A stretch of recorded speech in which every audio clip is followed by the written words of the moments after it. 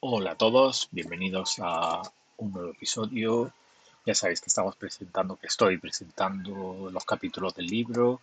Este sería el capítulo 2, donde hablo sobre las nacionalidades para los sefardíes. Este es mi nuevo libro. Si estáis interesados podéis comprarlo en la descripción, que os lo dejo en la caja de la descripción del vídeo de YouTube. Eh, He recolectado la lista más larga que hay de apellidos judíos y criptojudíos con la intención de ayudaros y hoy quería hablar un poco de- del rol de las nacionalidades. El libro lo podéis comprar, debería estar en Amazon, ¿vale? Pero si no está todavía, lo podéis comprar en la página web mía. Y bueno, pues vamos a hablar de las nacionalidades. De las nacionalidades, ¿qué tiene que ver las nacionalidades con los criptojudíos? Pues ya sabéis que en 2015 España otorga la nacionalidad para los judíos sefarditas, ¿de acuerdo? Es decir, como un acto de memoria histórica, pues decide tener este gesto. Eh, Luego sigue Portugal, ¿vale? Entonces yo quería hablaros un poco de cómo afecta esto, de cómo esto ha afectado al mundo criptojudío, ¿vale? Por eso la reflexión, no tanto de los judíos, sino de los criptojudíos, me interesa ver cómo ha afectado. Comenzamos con España. En 2015, bueno, aquí, ¿por qué? ¿Por qué no interesa? ¿Por qué no interesa? La verdad es que he visto tantas discusiones que me hace casi gracia este tema. Eh, los En Israel se discutió mucho, ¿vale? Y fue una noticia que afectó mucho en España. La mayoría de los españoles ni siquiera sabía que había nacionalidad para sefardíes. O sea, había un grupo de gente especializada, pero no he visto que afectase, o sea, que fuese una conversación general de la temática universal. La mayoría de la gente ni siquiera sabía que eso existía. Es decir, la cobertura mediática en los medios de comunicación fue bastante baja, pero internacionalmente sí que tuvo un impacto muy grande, sobre todo en Latinoamérica.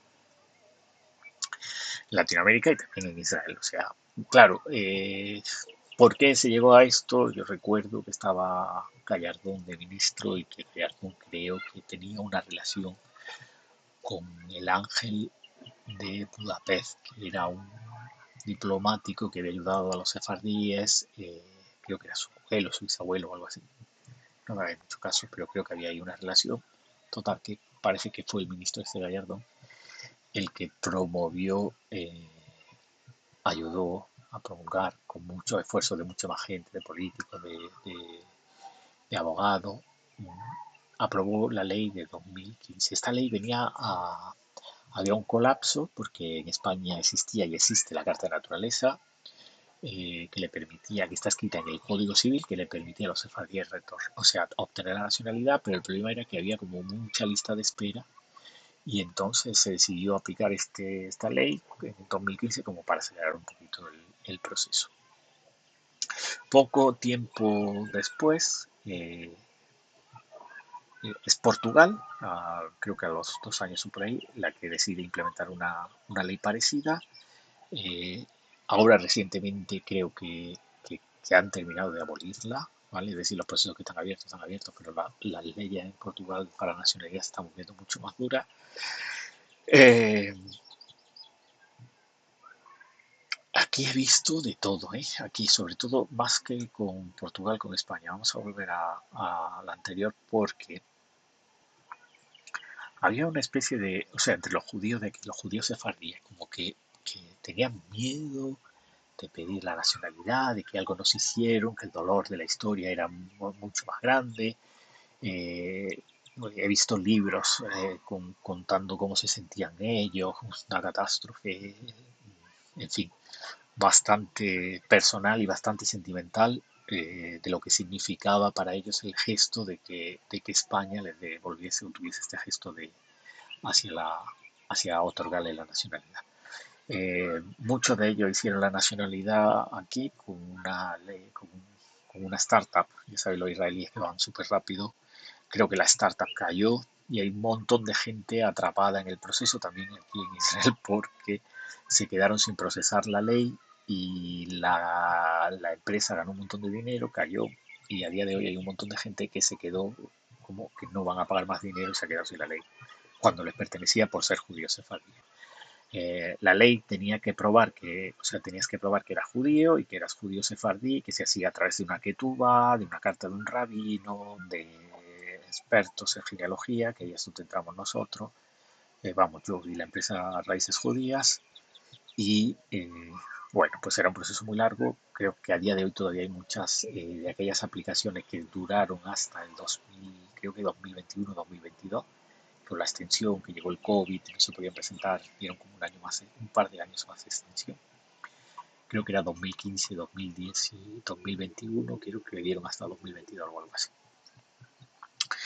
Eh, bueno, algunos de ellos se otorgaron muchas nacionalidades, creo que están entre, no sé si son 70.000 que se han llegado a otorgar, creo que hay también por ahí paradas algunas se han denegado, pero bueno, es un proceso que todavía sigue, estamos a 2025 y todavía se siguen ejecutando.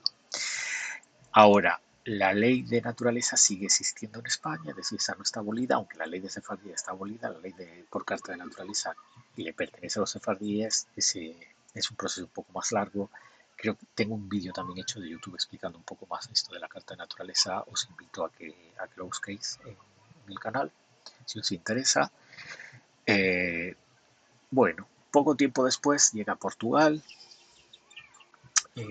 Las leyes eran un poco más sencillas porque no hacía falta, por ejemplo, que supieses portugués o que supieses español, que supieses, no había exámenes de cultura como los había para la nacionalidad española.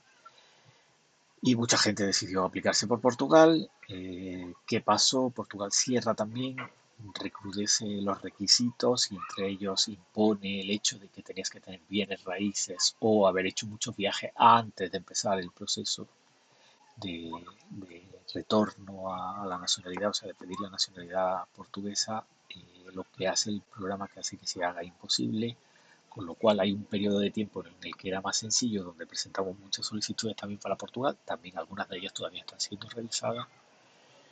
De acuerdo. Ahora tenemos la siguiente pregunta. ¿Cómo afecta todo esto, ambas nacionalidades, a nuestro caso, aquí en nuestra familia de criptojudíos? Bien, el Estado de Israel oficialmente no reconoce a los criptojudíos, es decir, si tú eres criptojudío es muy difícil la legalidad, no, casi no existe la probabilidad, aunque cada vez veo más y más gente, más abogados ofreciendo posibilidades de que se pueda hacer. Pero no tengo ningún contacto, no me lo pidáis porque no sé quién lo hace, o si sabéis de alguien, pues dejármelo y con gusto lo comparto la información. ¿Qué pasa con los criptojudíos? Es decir, sale la ley de nacionalidad española. Voy a hablar de la nacionalidad española, pero es equivalente de la portuguesa, ¿vale? Para no estar todo el rato diciendo España y Portugal.